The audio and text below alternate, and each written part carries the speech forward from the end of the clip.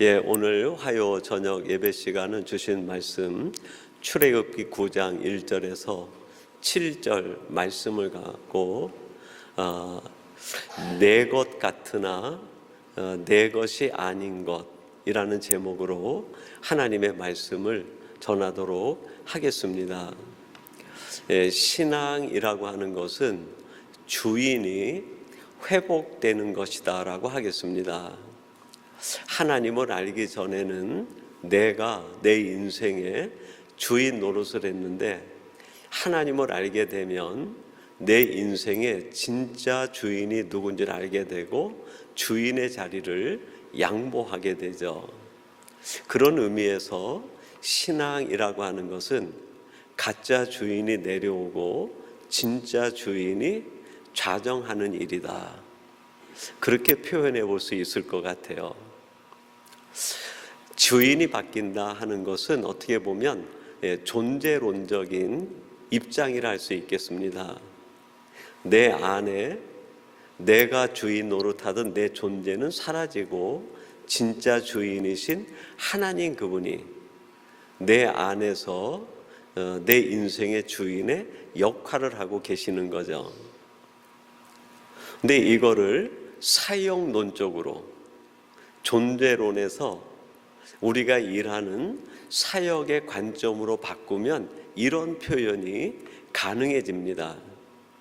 신앙이라고 하는 것은 하나님께서 내 안에 오셔서 하나님이 내 안에서 절대 주권을 가지고 마음껏 사역하시도록 내 자신을 하나님께 허용해 드리는 거예요.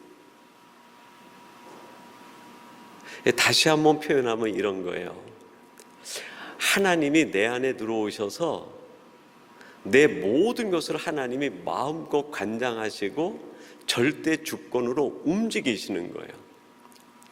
내 생각을 쓰시겠다 하면 생각도 내어드리는, 내 마음을 쓰시겠다 그러면 마음도 내어드리는, 너의 손과 발도 쓰겠다 그러면 손과 발도 쓰도록 하나님 앞에 허용해 드리는 것, 그게 신앙이라는 거예요. 이렇게 신앙을 우리가 한번 새롭게 정의하고 정리하고 나면 신앙은 지극히 내재적인 입장을 취하게 돼요. 하나님이 내 안에 들어오셔서 내 모든 내면과 내 인생을 통찰하시고 주장하시고 관리하시는 거예요. 그렇게 하도록 내가 내 모든 것을 하나님 앞에 주권을 포기하고 내어드리는 거예요. 하나님이 내 안에서 내가 오늘 너의 생각을 좀 써야 되겠다 그러면 생각을 내어드리는 거예요. 이게 뭐라고요? 이게 신앙이에요. 근데 많은 크리스찬들은 신앙을 이렇게 접근하지 않아요. 내가 아이디어와 생각을 막 만들어내가지고 내가 만들어 놓은 아이디어와 생각을 실현시키는 게 신앙이라고 생각을 해요. 비슷한 것 같은데 아주 큰 차이가 있죠. 후자는 내가 주인이에요. 근데 하나님이 내 생각을 쓰시겠다 해가지고 내가 내 생각을 하나님 앞에 완전히 허용해 드리는, 그래서 하나님이 내 생각에 완전히 주장하시고 그 속에 임재하셔서 하나님이 일하시는, 똑같은 패턴이 마음에도 적용된다고 할 수 있어요. 우리 사람들이 가지고 있는 마음들이 얼마나 다양합니까? 내가 가지고 있는 마음을 아무리 잘 다듬어 가지고 그 마음으로 일한다 하더라도 사람의 마음에는 흰색이 있지 않아요. 흰색 가까운 회색일 뿐이에요. 진짜 흰색은 누구의 마음이 진짜 흰색일까요? 주님의 마음이죠. 그래서 내 안에 계신 하나님 주님이 내 마음을 점유해버리는 거예요. 그래서 회색이었던, 아니 그보다 더 갈색이고 검었던 내 마음을 주님께서 온통 하얗게 바꾸어서 변해진 그 마음으로 주님이 일하시는, 그렇게 일하시도록 내 마음을 주님께 맡겨드리는 게, 그게 신앙이라는. 근데 우리들은 내가 어떤 마음을 품어가지고 그 마음으로 막 일을 한 뒤에 이것이 신앙이다, 그렇게 생각하기 쉬워요. 물론 그것이 하나님이 내 마음을 점유하셔가지고 나를 통하여 일하게 하시는 결과로서의 마음이라고 하면 그거는 맞아요. 근데 전혀 이런 커넥션이 없이 내 마음으로만 어떤 열정으로 한다고 하면 나는 기쁠 수 있을지 몰라도 그 한 마음과 주님의 마음이 다를 경우에 주님은 기쁘지 않을 수 있는 거예요. 예를 들면 다메섹으로 향해 나가는 사울의 예를 들 수 있어요. 사울이 그 안에 얼마나 열정이 가득했어요. 그의 마음에는 유대인과 율법 전통의 마음으로 가득 차 있는 거예요. 열심이 특심이라고 그랬어요. 그 마음으로 하면 할수록 누가 가장 고통받을까요? 주님이 고통받으시는. 다메섹에서 빛 가운데 주님이 사울을 만나요. 사울이 물어봅니까? 누구십니까? 그랬더니 주님이 뭐라 그래요? 나는 내가 핍박하는 예수라. 주님의 마음과 커넥션이 되지 않는 사람의 마음으로 열정을 다하면 다할수록 자기는 포만감이 있을 수 있어요. 자기는 너무 만족할 수 있어요. 그런데 주님은 마음이 아프실 수 있어요. 그래서 믿음, 신앙이란 무엇인가? 내 마음을 주님이 완전히 점유하도록 내 마음을 서서히 다 맡겨드리는 거예요. 이게 쉬운 일 같지만 쉽지가 않아요. 진짜 신앙의 시작은 밖에서 시작되는 것이 아니라 내재적으로 먼저 시작이 돼요. 내 생각에 주님의 생각이 가득 점유되는 일이 먼저 시작이 돼야 그 생각으로 하는 일이 하나님께 영광이 돼요. 똑같은 논리죠. 내 마음에 주님이 완전히 점유하시고 점유하도록 내가 허용할 때 주님이 점유하신 그 마음으로 일하는 게 하나님의 역사가 되고 하나님이 기뻐하시는 일이 되는 거예요. 여기에서 내가 생각하는 신앙, 사람의 신앙은 뭘까요? 내 생각을 주님께 그냥 완전히 허용하게 하는 그 과정, 내 맡기는, 그게 우리 신앙생활에서 먼저 선행이 돼야 돼요. 마음도 마찬가지죠. 내 마음이 완전히 주님께 맡겨지도록 주님 앞에 내 마음을 그냥 통째로 다스리라고 허용해 드리는 거예요. 허용해. 이거를 다른 표현으로 얘기하면 내려놓음이다, 그렇게도 표현할 수 있어요. 내가 하려고 하는 의지, 내가 하려는 의도, 그것들을 다 내려놓아야 주님과 하나님이 나를 점유하실 수 있는 거예요. 손과 발도 마찬가지죠. 지금 하나님은 모세를 지금 이렇게 사용하고 있어요. 호렙산 떨기나무에서 불이 붙어 있을 때 모세가 거기 가서 하나님을 만났을 때 모세는 아직까지 점유되지 않은 상태예요. 근데 3장에서 6장까지 가면은 모세가 서서히 하나님 앞에 완전히 점유당해요. 완전히 점유당하다 보니까 모세가 가진 생각이 하나님이 주신 생각이 되는 거예요. 모세가 가진 마음이 하나님이 전하고 싶은 마음이 되는 거예요. 모세의 입이 하나님의 입을 대신하는 거죠. 모세의 손과 발이 하나님의 손과 발을 대신하는 일이 생기는 거예요. 하나님은 모세가 이렇게 하나님 앞에 완전히 점유당했듯 이스라엘 백성도 그렇게 되길 원했던 거예요. 근데 광야 40년 동안 이스라엘 백성들이 점유당하지 않아요. 하나님이 그들을 점유하려고 오면 그들 속에 뭐가 있을까요? 애굽의 쓴뿌리들이 있는 거예요. 애굽에서 가졌던 생각들이 하나님이 점유하려는 그 생각들과 트러블이 생기는 거예요. 마음도 마찬가지죠. 이스라엘 백성들의 마음을 하나님이 주장하려고 하는데 이스라엘 백성들이 하나님이 자신의 마음을 점유하도록 허용하지 않는 거예요. 그러다 보니까 광야 40년 동안 하나님 없는 자 같이 살다가 광야에서 다 사라지고 마는 거예요. 또 하나 하나님의 큰 그림이 뭡니까? 애굽.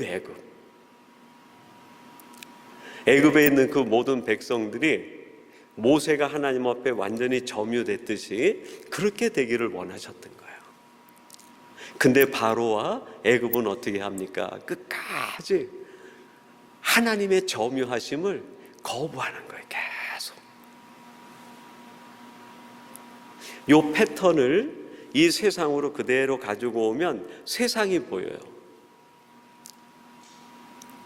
세상에 그런 의미에서 세 종류의 사람이 있다고 할 수 있어요. 모세처럼 다메섹에서 주님을 만난 바울처럼 완전히 하나님 앞에 점유당한 사람. 저는 오늘 예배하는 여러분들이 그러한 하나님의 사람이 되기를 주님의 이름으로 축원합니다. 두 번째는 누구예요? 이름만 신자예요. 이스라엘 백성들이 애굽에서 나올 때 스스로 선민이라고 했던 것처럼 이름은 크리스찬인데 하나님이 점유되지가 않는 거예요. 세상과 싸워야 되는데 점유하려는 하나님과 점유당하지 않으려는 나하고 계속 스트러글이 일어나는 거예요. 많은 크리스찬들에게 이런 현상이 있어요. 그리고 이 스트러글이 일어날 때 그 성도가 얼마나 힘든지 몰라요. 근데 그거를 신앙적 전투로 생각을 해요. 하나님이 나를 다스리도록 허용해야 되는데 허용당하지 않으려고 하나님과 계속 말씀과 씨름하고 하나님의 뜻과 씨름하고 하나님의 생각과 씨름하면서 하나님이 나를 점유하지 못하도록 하면서 그거를 신앙적 투쟁으로 생각을 해요. 얼마나 잘못된 착각입니까? 근데 정말 많은 크리스찬들이 이런 우를 범하고 있어요. 세 번째는 뭘까요? 세상 백성들이죠. 하나님이 그들을 다스리고 통치하기 원하시는데 세상 세속화에 빠져가지고 하나님께 돌아오지 않는 거예요. 오늘 우리가 묵상하는 이 재앙 이야기는 5번째 재앙입니다.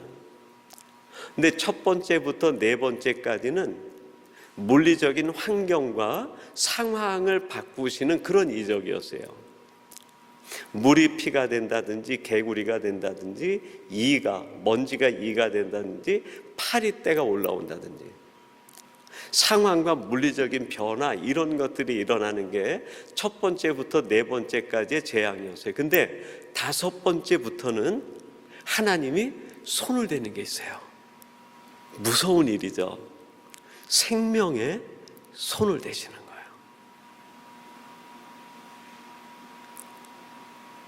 여러분에게 무서움과 공포를 조장하기 위한 건 아닌데 계속 애굽 백성들과 이 바로가 거부하다 보니까 하나님은 그들을 다스리고 점유하고 통치하셔야만 되고 통치가 되지 않으니까 하나님이 서서히 약하게 생명의 손을 대시는 거예요. 그게 다섯 번째 재앙부터는 하나님이 생명에 손을 대시는 거예요. 여기서 우리가 깨달아야 될 메시지가 뭘까요? 그런 상황이 일어나기 전에 먼저 하나님이 나를 다스리도록, 점유하도록 허용하는 게 지혜예요. 하나님이 빨리 나를 다스리라고 나를 하나님 앞에 완전히 내어드리는 게 이게 은혜인 거예요.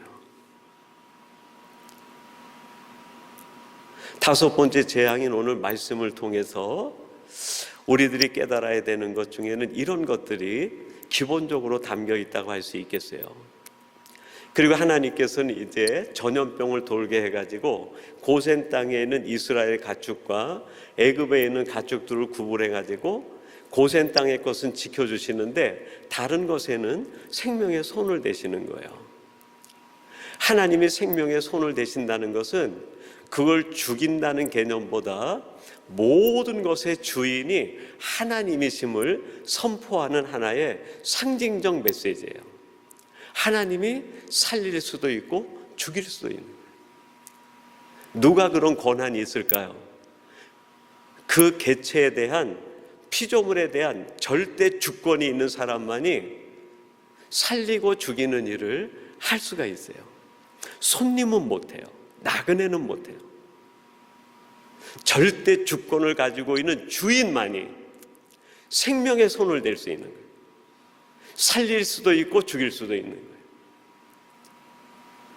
전염병으로 지금 가축이 죽어가는 그 상황을 통해 하나님의 애굽 온 백성과 이스라엘 백성들에게 선포하시는 메시지가 뭡니까? 천하 만물의 주인이 하나님이시라는 게 하나님. 천하 만물의 주인은 하나님이신데 작게 보면 그 조그마한 물건들과 피조물에 대한 작은 주인들이 다 있어요. 사람들이 다 자기가 주인인 줄 알아요. 근데 그게 아니죠. 내 것 같으나 내 것이 아니에요. 우리들이 신앙생활을 더 깊이 있게, 무게 있게 하기 위해선 이 분명한 깨달음이 있어야 돼요. 내게 있다고 내 것이 아니에요. 내게 있으나 이거는 하나님의 것이에요. 이런 비유가 적절할지 모르겠어요. 저의 건강 누구 걸까요? 하나님이 저를 위니펙에 보내셨다고 하면 이 건강은 제 것이 아니에요. 크게 보면 위니펙의 것이에요. 저는 제 손발 하나도 소중히 여겨야 돼요. 왜요? 내 것이 아니라 하나님이 위니펙을 생각하고 저를 보내셨다고 하면 저의 머리카락 하나까지도 위니펙 같아요. 머리 감을 때 이거 빠지게 하면 안 돼요. 내 건강, 손발 내 것이 아니죠. 하나님이 저를 중앙교회에 보내셨다고 하면 내 몸인데 내 것일까요? 아니죠. 뭘 내가 얘기하려고 하는 건지 느낌이 오시죠? 하나님이 여러분들을 이곳에 보내시고 공동체에 보내시고 여러분이 어떤 일하는 삶의 자리에 보내셨다고 하면 내게 있지만 내 것이 아니에요. 그럼 구체적으로 내게 있는데 내 것이 아닌 것이 뭘까? 오늘 본문이 몇 가지를 얘기하는데 첫 번째는 이 생명이 내 것이 아닌 거예요. 4절 이렇게 말씀합니다. 여호와가 이스라엘의 가축과 애굽의 가축을 구별하리니 이스라엘 자손에 속한 것은 하나도 죽지 아니하리라 하셨다 하라 하시고, 하나님께서 지금 애굽과 이스라엘의 가축을 구분하신 뒤에 이스라엘은 가축은 하나도 죽지 않는다는 거예요. 애굽에 있는 가축이 막 죽어나가고 있는데 여기 거는 멀쩡한 거예요. 누구 거기 때문에 그럴까요? 하나님의 것이기 때문에. 울타리 친 거는 이스라엘 백성들이에요. 이스라엘 백성들이 풀 먹이고 물 주고 그들이 키워서 이스라엘 백성들 것 같아요. 근데 하나님이 하나님의 것으로 지금 생명을 보호하고 있는 거예요. 이 수억의 인구 가운데 하나님이 지금 우리를 이렇게 고센 땅에는 가축을 보호하듯이 우리의 생명을 하나님이 붙들어서 지키고 계시는 거예요. 내 생명 내 것이 아니에요. 하나님의 것인데 하나님이 지금 내 생명이 온전히 보존될 수 있도록 붙들어 주시고 케어해 주시는 거예요. 로마서 8장 11절에 이렇게 말씀합니다. 예수를 죽은 자 가운데서 살리신 이의 영이 너희 안에 거하시면 그리스도 예수를 죽은 자 가운데서 살리신 이가 너희 안에 거하시는 그의 영으로 말미암아 너희 죽을 몸도 살리시리라. 우리가 이미 다 죽을 존재였어요. 죄 가운데서 사망 가운데서 다 죽을 존재였는데 예수 그리스도의 영으로 말미암아 우리를 살리심 받게 한 거예요. 애굽의 모든 가축대가 죽어 나가는 때에 고센 땅에 있는 것이 살리심을 받은 것처럼 이 세상의 모든 인생이 죄로 인하여 사망으로 죽어가고 있는데 하나님이 우리를 보존해 주신 거예요. 살리실 몸으로 우리를 지켜주신 거예요. 내 몸이, 내 생명이 내 것이 아니라는. 그러면 우리가 내 생명을 어떻게 관리해야 될까요? 갈라디아서 2장 20절에 그 답이 있습니다. 내가 그리스도와 함께 십자가에 못 박혔나니 그런즉 이제는 내가 사는 것이 아니요 오직 내 안에 그리스도께서 사시는 것이라. 이제 내가 육체 가운데 사는 것은 나를 사랑하사 나를 위하여 자기 자신을 버리신 하나님의 아들을 믿는 믿음 안에서 사는 것이라. 내가 죽을 수밖에 없었는데 예수 그리스도로 말미암아 하나님이 나를 살려주시고 내 안에 예수 그리스도가 들어오게 하셨다는 거예요. 그리고 그리스도의 영, 그리스도의 생명이 내 안에 충만해져 있다는 거예요. 다시 살리심 받은 우리들이 내 생명, 내 육체, 내 인생에 대하여 해야 될 일이 뭘까요? 예수님의 영으로 빵빵하게 채우는 일이에요.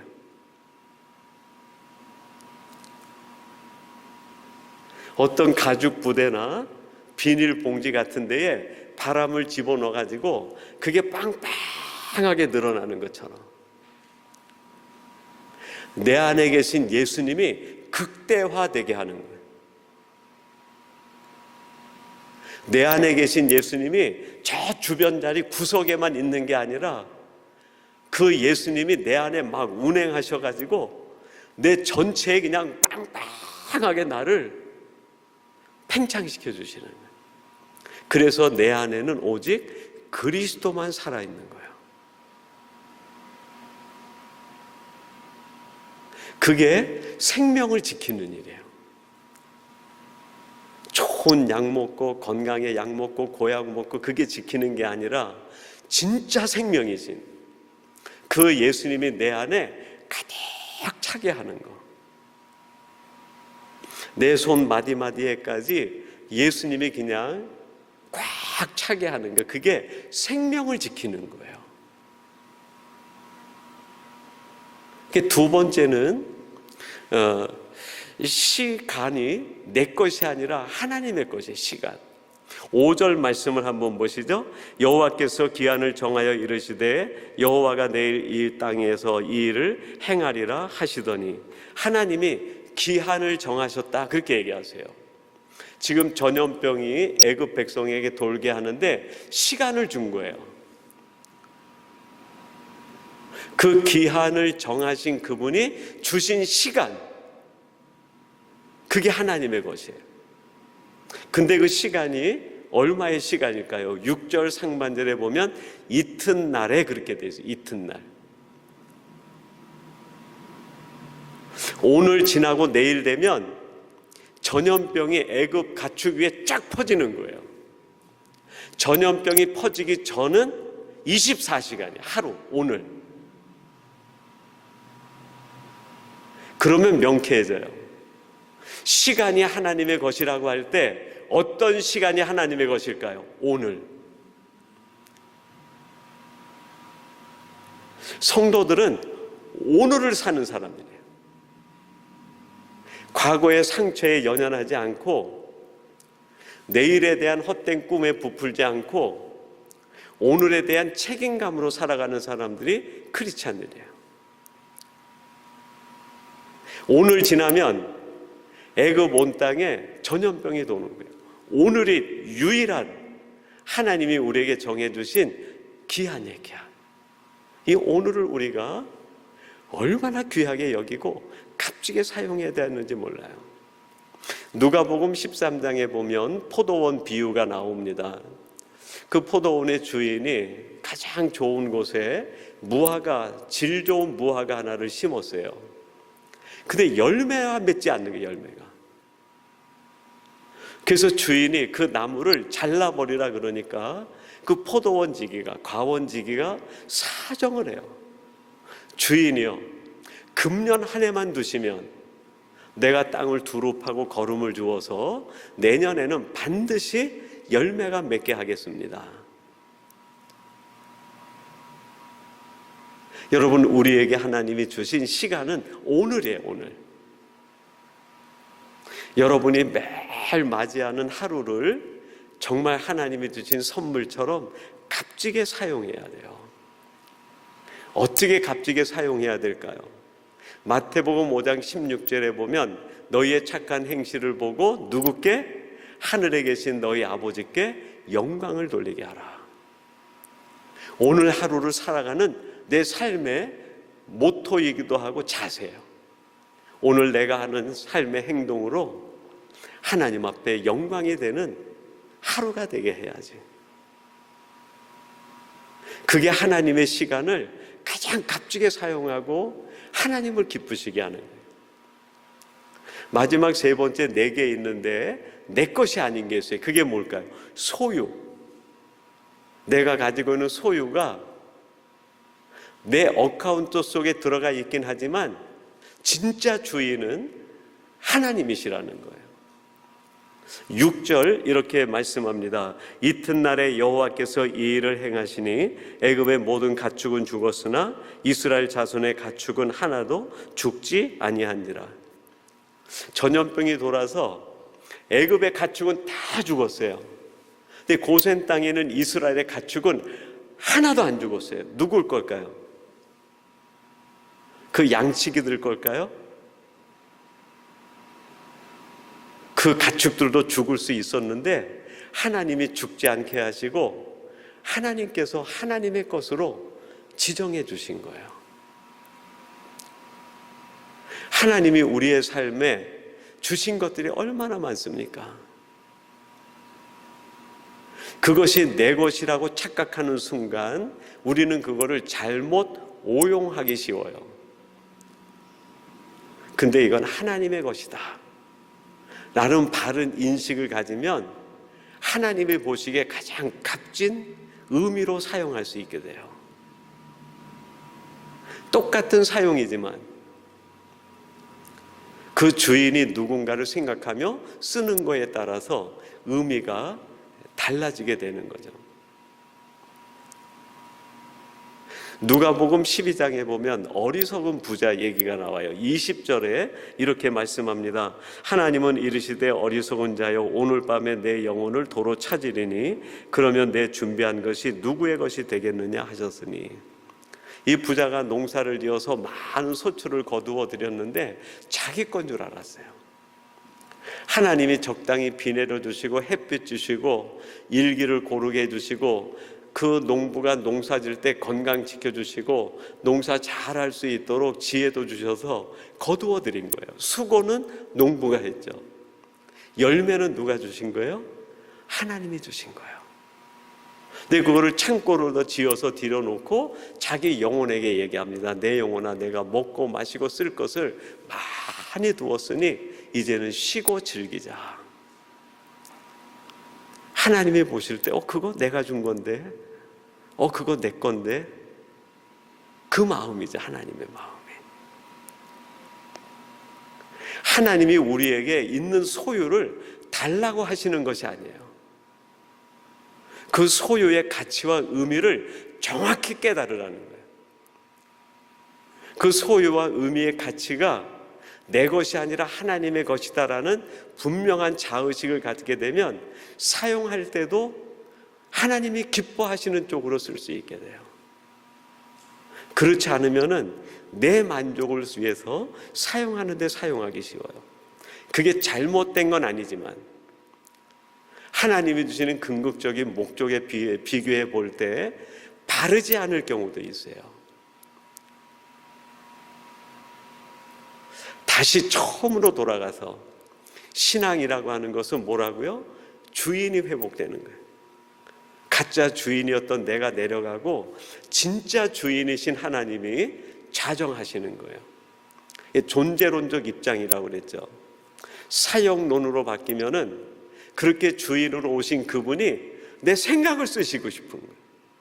내 마음을 쓰시고 싶은 거예요. 내 손과 발을 마음껏 쓰고 싶은 거예요. 그러기 위해서는 하나님이 나를 점유하셔야 되는 거예요. 그때 나를 점유하라고 하나님 앞에 내어놓는 거, 허용하는 게 그게 신앙이에요. 정말 어려운 믿음이죠. 내 생각이 하나님의 생각으로 오버랩되는 게 쉽지 않아요. 내 마음이 완전히 하나님의 마음에 점유당하는 일이 정말 쉽지 않아요. 근데 그렇게 하도록 허용하는 거예요. 이런 사람이 누구였다고요? 모세라는 모세. 다메섹에서 주님을 만난 사도 바울 같은 사람이에요. 이렇게 하나님이 나를 점유하게 되면 깨달아지는 거 있어요. 내게 있는데 이건 내 거가 아니야 하는 게 깨달아져요. 말씀드린 것처럼 생명이 내게 있지만 내 게 아니에요. 시간이, 오늘이 내가 살아가는 날이지만 내 것이 아니에요. 우리에게 있는 많은 하나님이 주신 것들이 내가 가지고 있지만, 내 어카운트 속에 들어가 있지만 결국에는 내 것이 아니에요. 하나님이 필요할 때 청직이 된 우리에게 맡겨주신 거예요. 그걸 알 때 우리는 바른 신앙의 사람으로 살아갈 수 있게 돼요. 신앙은 애매하지 않아요. 신앙이 얼마나 정확한지 몰라요.